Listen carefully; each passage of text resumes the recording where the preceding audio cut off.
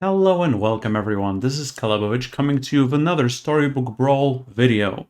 Today I would like to take a quick look at the newest patch and patch notes 0.61.1.1, which addresses some of the issues people have had with the game recently.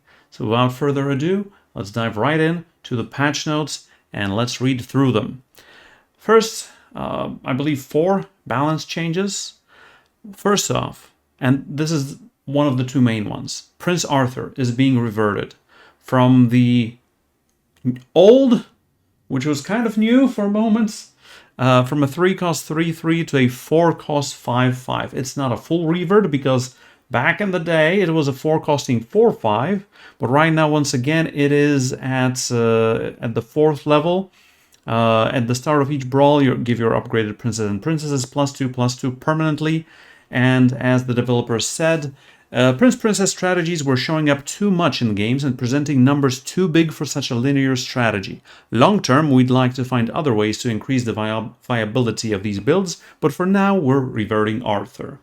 And this is for the best. I mean, when Arthur was just a 4/5 4-cost, Royals were sometimes there, but they were not usually a real endgame composition. They depended mainly on whether you can find Prince Arthur first in one of your first level 4 shops or not.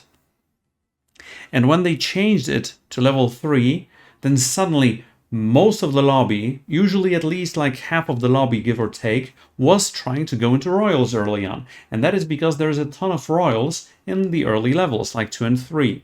And all the Royals have all the quests characters are Royals. So if you get a quick Cinderella, there you go. If you get a quick Brave Princess, that doesn't change anything because Brave Princess never does her quest, now does she? Anyway, what this change means is that we will see fewer Royal strategies, especially being forced. And that means if you go into Royals, theoretically, after a couple of days, you should have more Royals available because they are not taken out of the pool.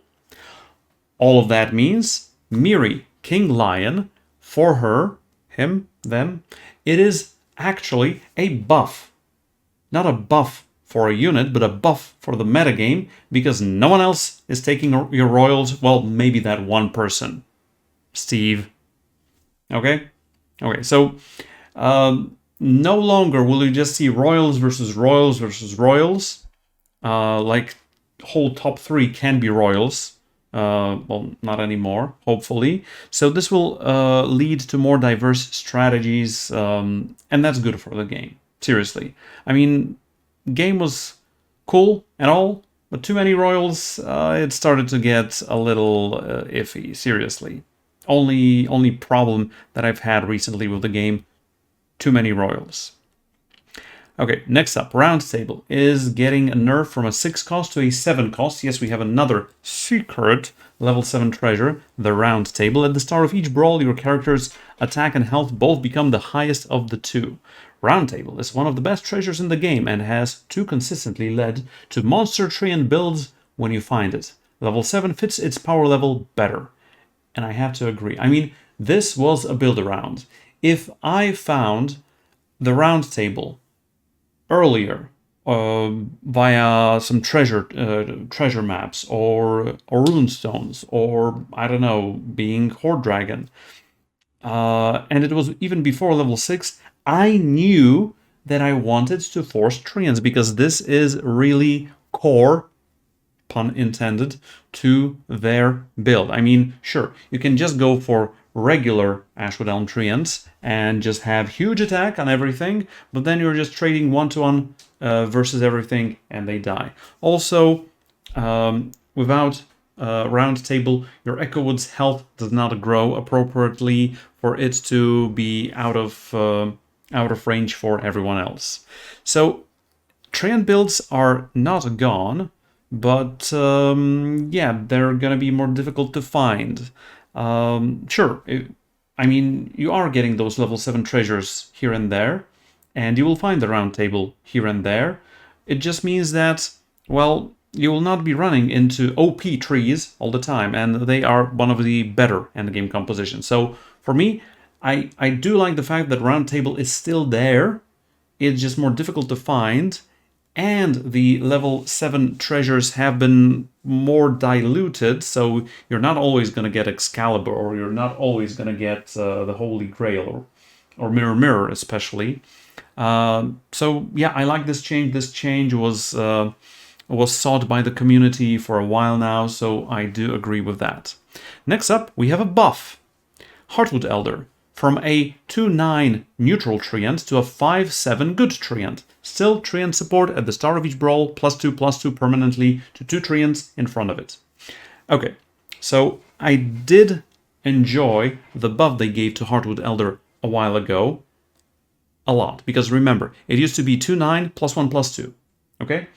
Right now, as 2/9 +2/+2, it was seeing some play, and I liked playing it, especially if I took 1 or 2 happy little trees early on, and maybe a Darkwood Creeper, or you found Hardwood Elder and combined it with a broccoli as well.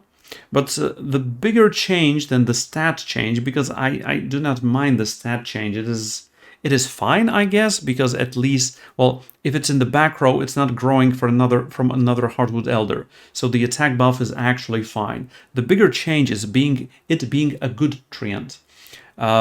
So when you were running a late game tree composition, Round Table or not, you were stuck with like there was Ashwood Elm, which was evil, and Robinwood and the Green Knight were good. But you could have done that with a bit of Good Boy as well. But then the Hardwood Elder was always the odd one out because it was neutral. I mean, sure, Echowood is neutral, but Echowood gets blown up anyway, as long as you increase other character stats. But this being good also means that you have Happy Little Tree, which is good, you have Hardwood Elder, which is good, and you can go Good Boy, or mid-game, you can go for Fairy Godmother as well. So, yes, I do like this change. Stat line is fine, but being good is better. Yay! Alright, now for the fourth change, Gingerbread Party from a 4 cost to a 3 cost. Imagine throwing a party and having no one show up.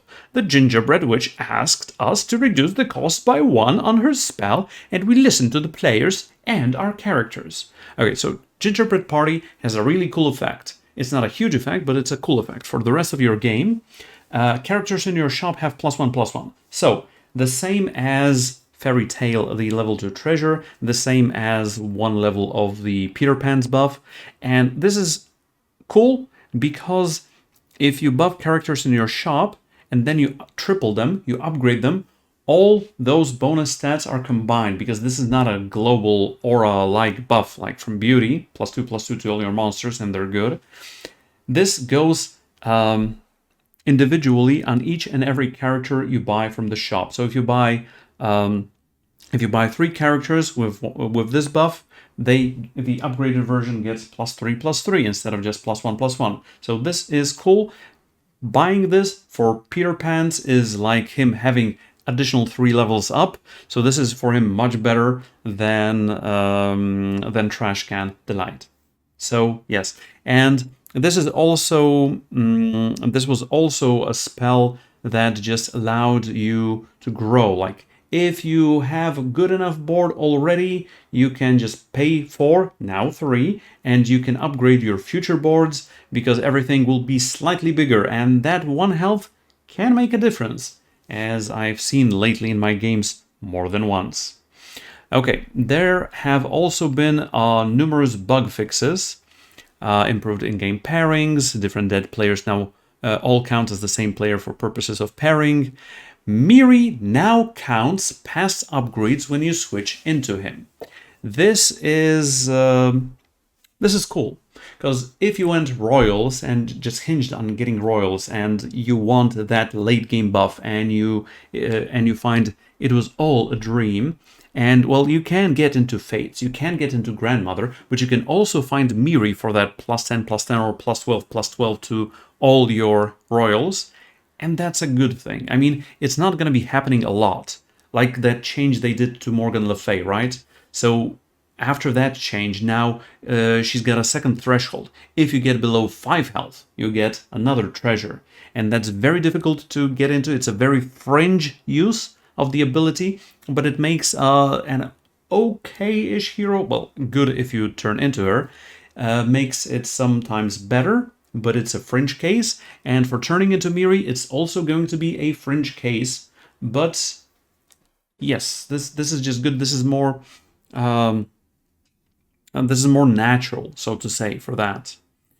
So next up, fix the bug, fix the bug, fix the bug, fix the bug, fix the bug, fix the bug, fix the bug, and attack bonuses from your opponent's Eye of Ares no longer show when you return to the shop. Yes, you just had to switch hand and field for your characters, but that was sometimes caused me a bit of a brain fart. Hey, why are my characters so big? Oh, I just fought someone with Eye of Ares. That's right.